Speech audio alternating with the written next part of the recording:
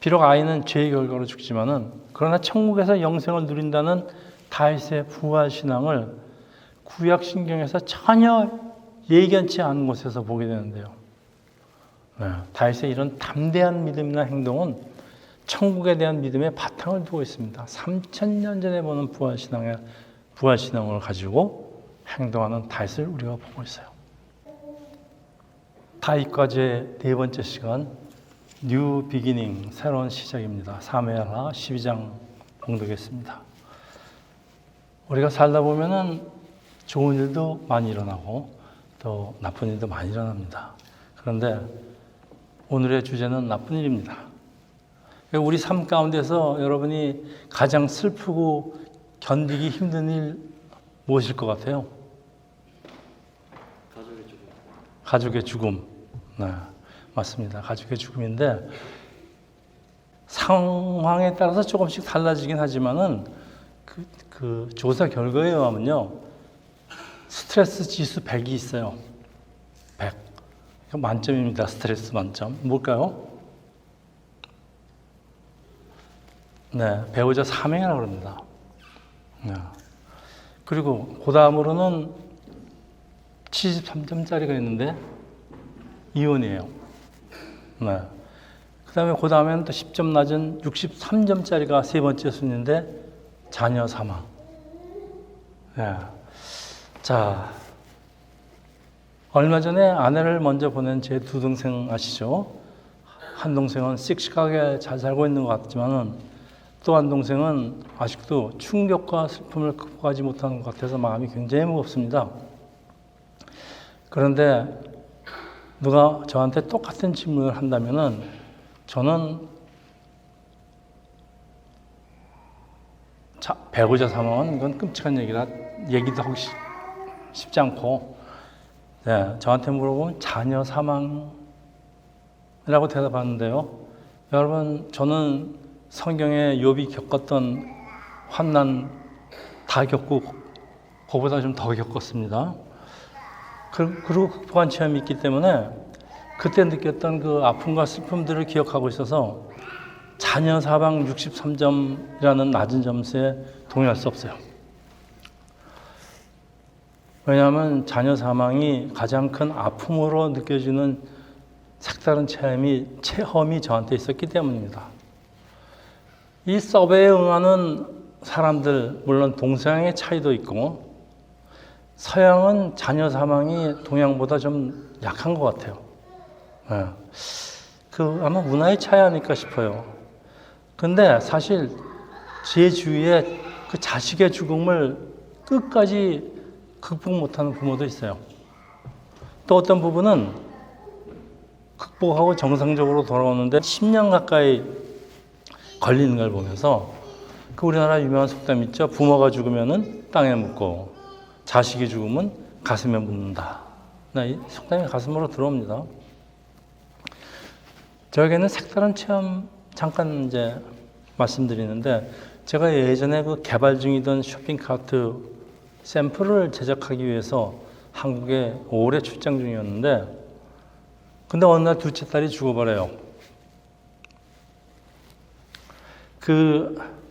제가 일주일을 통곡을 하다가 아침에 깨어나니까 꿈이었어요.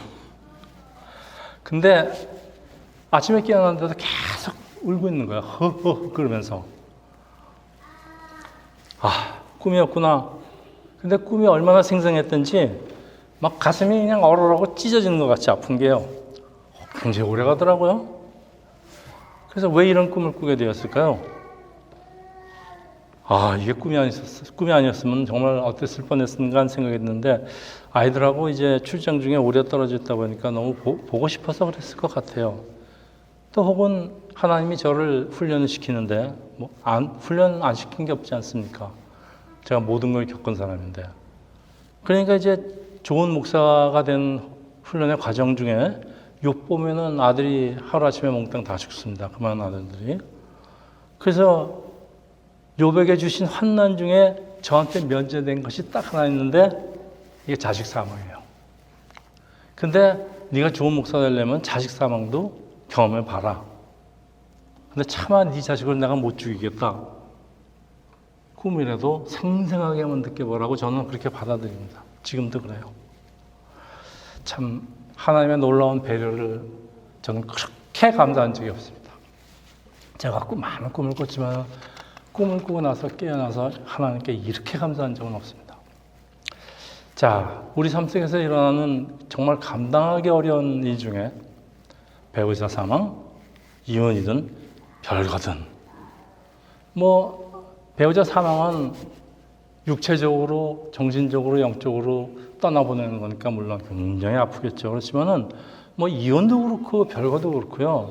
사실은 마음속으로 그 사람이 살아있지만 마음속으로 그 사람을 떠나보내는 그런 작업입니다.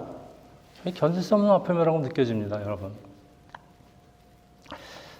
물론 부부간의 그 친밀 강도, 또 결혼 기간, 또 사람의 죽은 나이 등등에 따라서 슬픔의 강도는 다 다르겠지만요. 그럼에도 불구하고 자식의 죽음을 대하는 슬픔의 강도는 동서양을 떠나서 모든 사람에게 거의 비슷할 것입니다. 그래서 자녀가 부모보다 먼저 죽는 것을 이유에 어떻든 최고의 불효라고 합니다. 그걸 모르고 부모 앞에서 자살하는 사람들 참 너무 몰라요.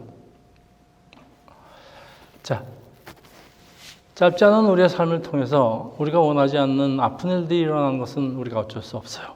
그게 인생입니다. 그런데 빨리 극복해야죠. 어떻게 하면 빨리 극복할 수 있을까요?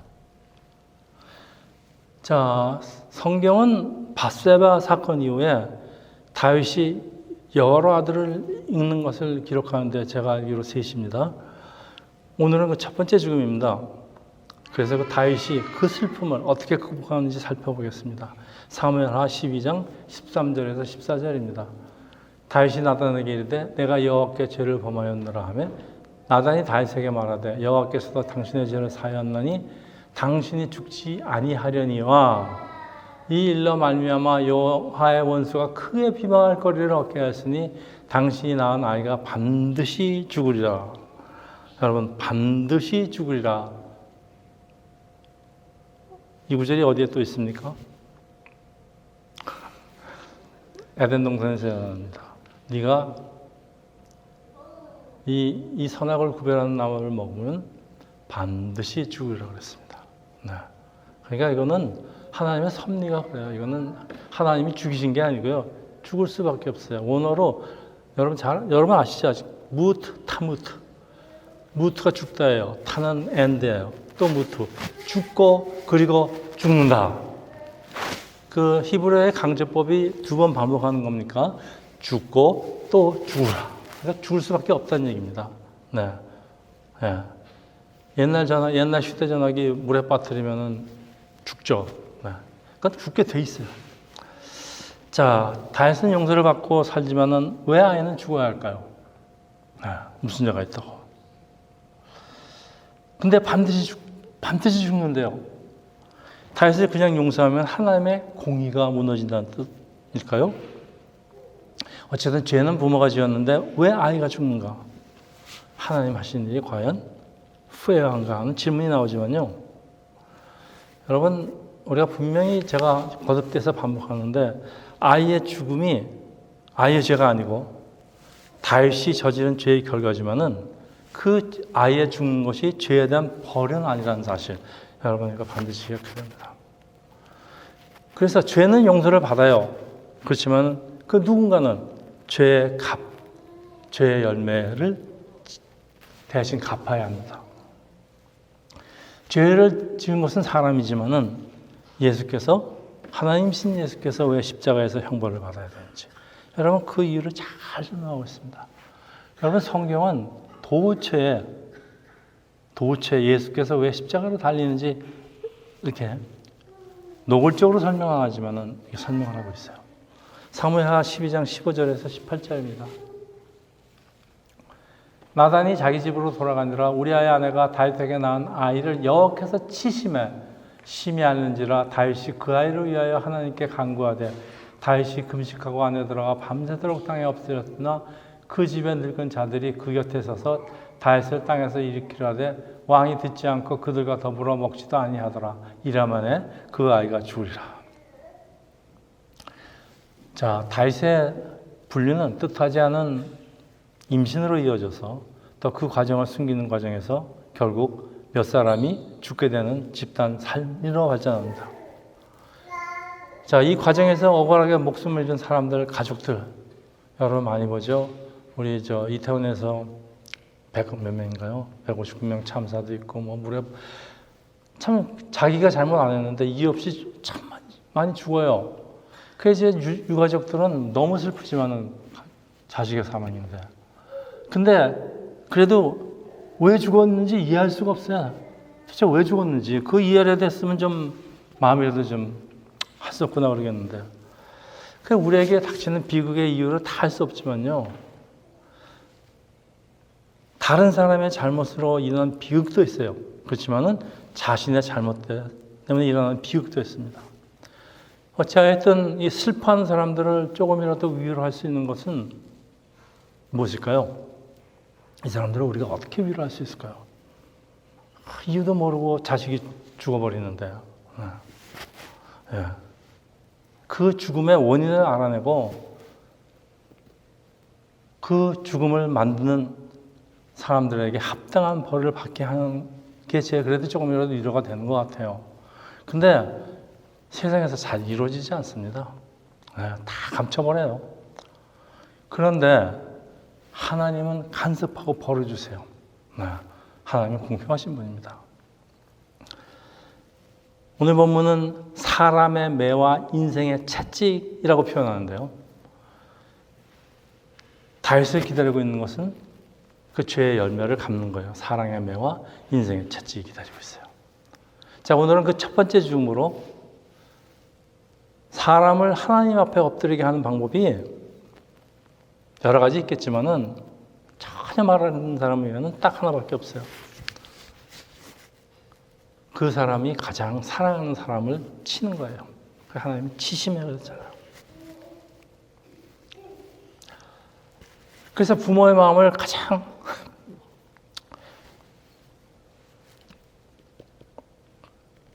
아프게 하는 것은 자녀가 아픈 것입니다.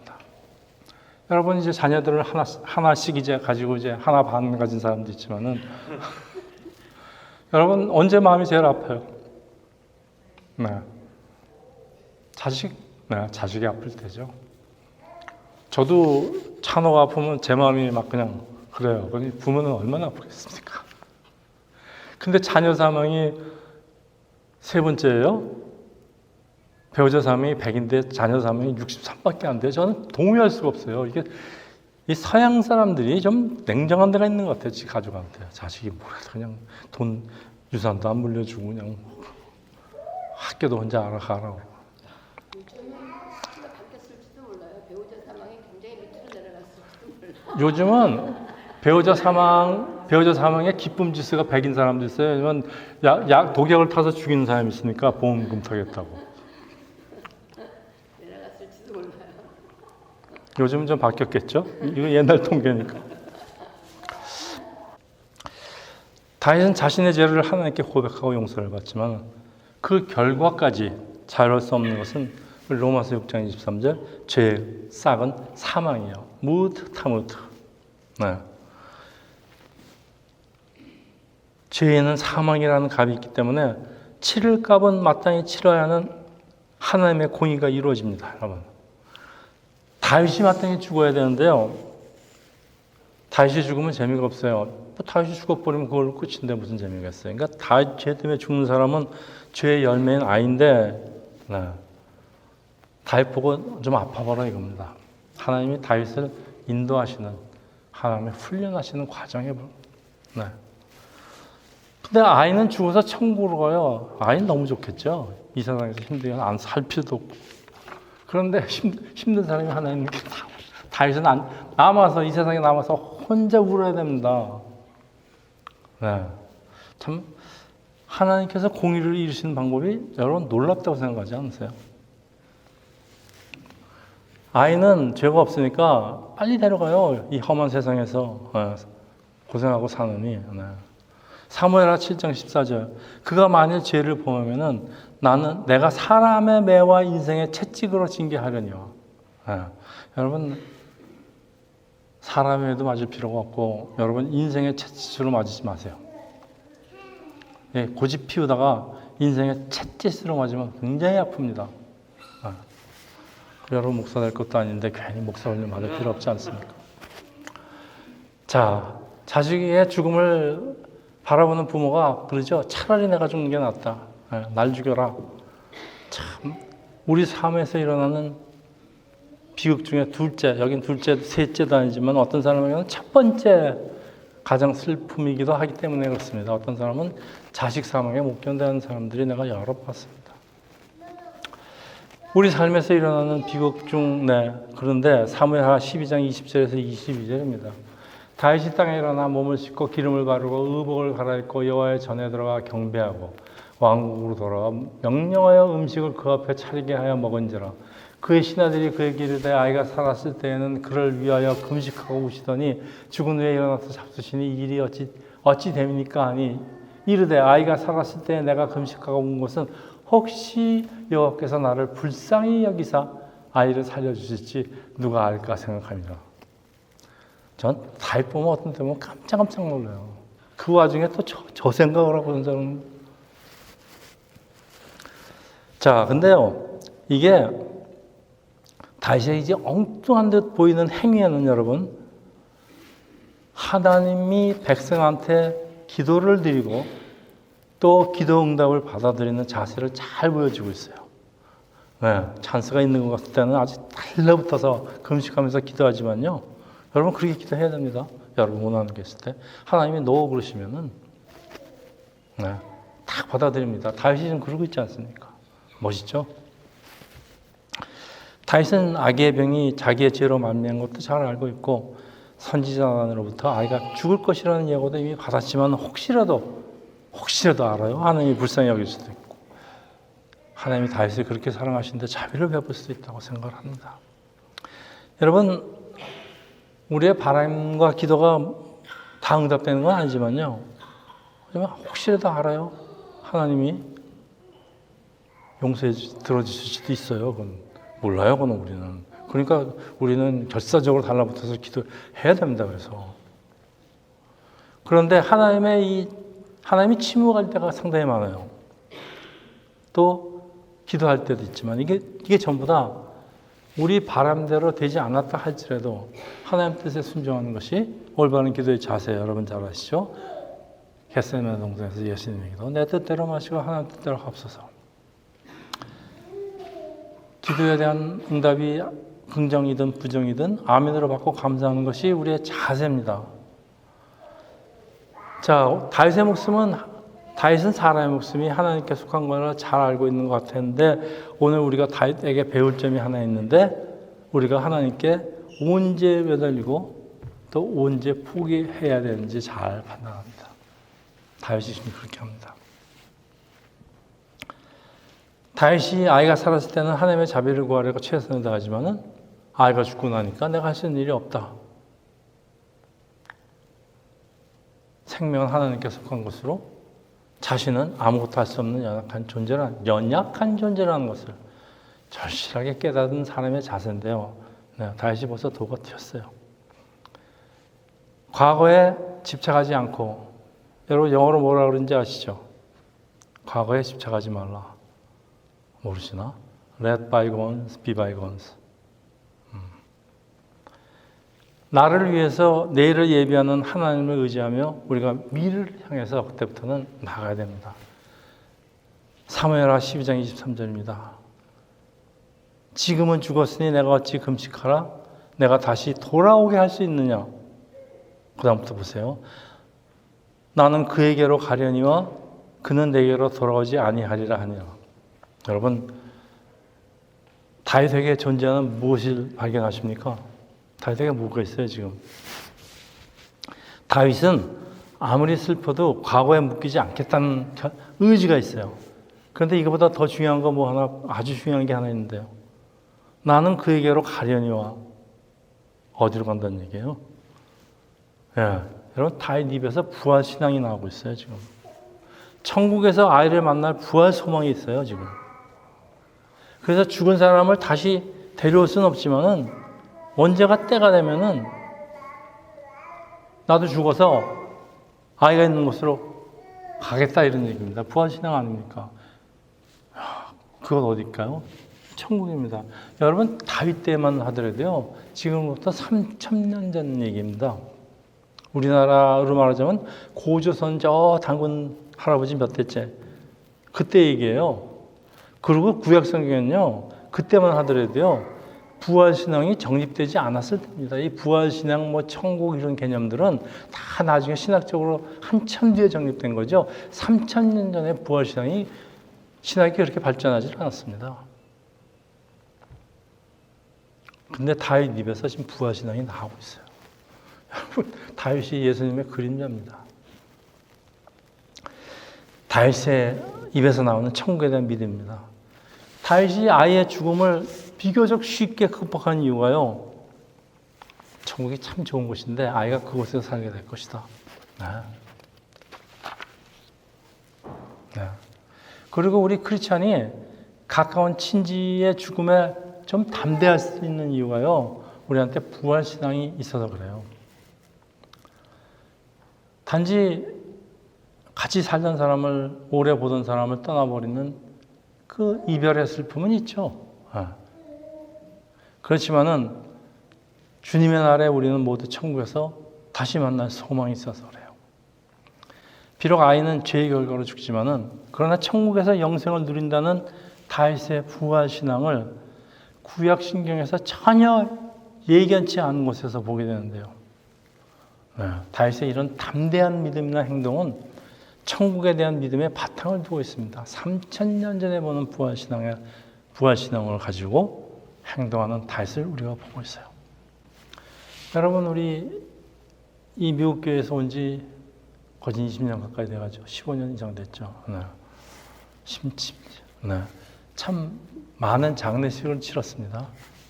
그런데 장례식이 마치 환송식 같은 축제 분위기예요. 허진다 그랬어요. 참 생소합니다. 우리로서는. 그런데 가만히 생각해 보면 그분들이 이 땅에서 하나님의 은혜로 축복으로 살다가 명을 다 누리고 그 천국으로 먼저 떠나는 가족을 배웅하는 의식이기 때문에 섭섭은해도 슬프진 않다. 잠시 헤어진다. 나도 곧 너인대로 나도 갈까. 아무리 같은 기독교에도 우리 한국 교회에서 치르는 장례식과는 분위기가 좀 많이 다른 것 같아요. 그래서 우리에게 부활 소망이 없다면요, 사실 인생에 좋은 일보다 슬픈 일이 더 많은데 온통 슬픔과 아픔으로 끝날 것인데, 자, 그러면 이거 죽은 다음에 얘기냐? 그것도 아니에요. 하나님의 백성에 대한 그 은혜와 보살핌은 이것뿐만이 아니에요. 하나님이 이 땅에서의 삶에도 위로와 축복을 주시는 게 사무엘하 12장 24절입니다. 다윗이 그의 아내 바세바를 위로하고 그에게 들어가 그에 동침하였더니 그가 아들을 낳으며 그 이름을 솔로몬이라 하니라. 여호와께서 그를 사랑하사 선지자 나단을 보내 그 이름을 여디디아라고 하시니 이는 여호와께서 사랑하셨기 때문이라. 이거는 다윗과 바세바에게 주는 하나님의 세상적인 축복입니다. 오늘 본문은 사실 바세바에 대해서 침묵하고 있어요. 그렇지만은 바세바는 이 불륜의 공모자라기보다는 피해자예요. 사실 제일 슬프고 고통스러운 사람은 아이의 어머니인 바세바일 거예요. 바세바는 자기 남편 우리아가 왜 죽었는지 몰랐을 거예요. 근데 이제는 알 것 같아요. 그런데 이제는 현 남편 다윗이 전 남편 우리아를 죽인 음모의 전부를 다 알게 되었는데, 바세바 이런 다윗을 어떻게 받아들였을까요? 이제 아이까지 잃었으니까 그 죄책감과 슬픔은 어떻게 받아들일까요? 참 여러분은 그냥 넘겠지만 저는 이 구절들을 하나하나 같이 가슴을 찌르고 옵니다. 기가 막힌 얘기들이에요, 다. 그런데 하나님 바세바에게 다른 아들을 주시고 위로하시는데 그가 다윗의 왕위를 계승하고 성전을 짓게 되는 그 유명한 솔로몬입니다. 엄마로서는 최고의, 아마 이스라엘 역사상 최고의 엄마는, 최고로 복받은 엄마가 바세바 아닐까 그런 생각도 들어요. 자기 아들이 그 왕의 자리를 받을 수가 없죠. 맨 막내 아들인데.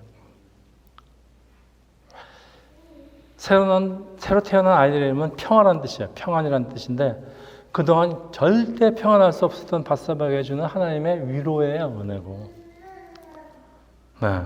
하나님은 선지자 나단까지 보내서 축복하고 그 이름을 여디디아라고 하는데 여호와께 사랑을 입었다.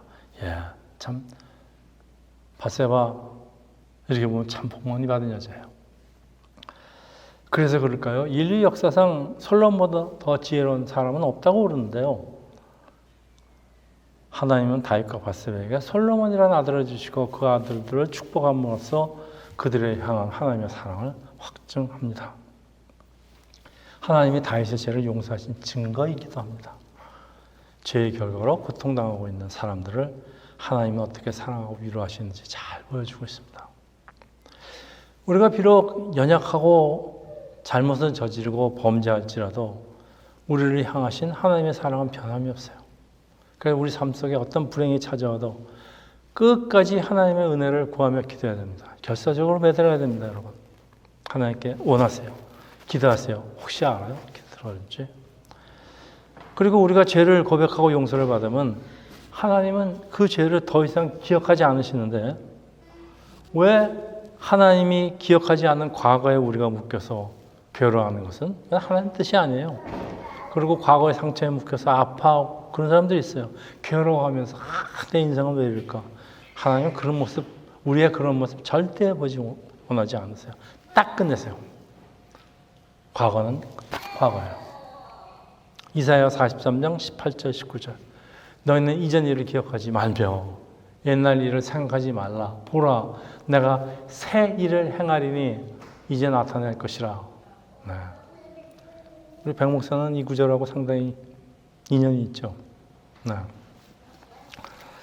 자, 이제 말씀을 좀 마치겠는데 성경에서 우리가 자주 발견하는 것은요, 하나님의 뜻대로 산 사람들보다는요, 하나님 뜻대로 살지 못한 사람들이 많이 나와요. 그런데 그 성경이 우리에게 보여주는 건 역시 그 사람들의 회개와 또 새로운 시작, 그리고 그 뉴 비기닝을 축복하시는 하나님이십니다. 누구의 잘못인지 관계없이 사람에게 불행이 닥치는 것은 어쩔 수 없어요. 그런데요, 하나님이 기뻐하여 축복하는 사람과 그렇지 못한 사람의 차이는 엄청납니다, 여러분. 그래서 얼마나 많이 그리고 얼마나 자주 잘못을 저지르는가 보다는 잘못을 저지른 후에 그 다음 행동에 달렸습니다.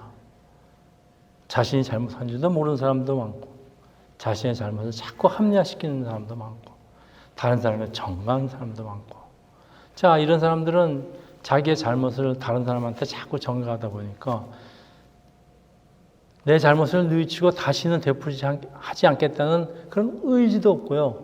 또 바꾸려는 노력도 없어요. 달라지는 게 없어요.